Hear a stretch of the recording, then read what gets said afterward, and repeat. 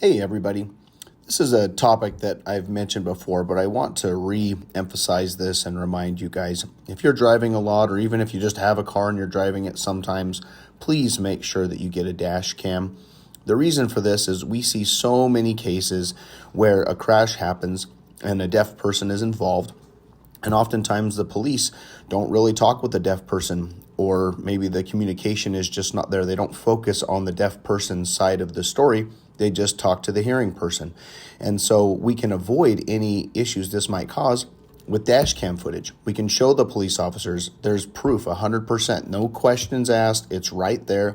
There's the proof. If you're innocent, it shows it.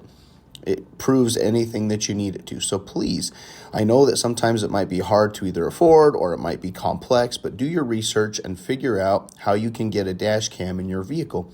We've seen a lot of successes with dash cams. We've also seen a lot of failures without dash cams. So make sure that you have one.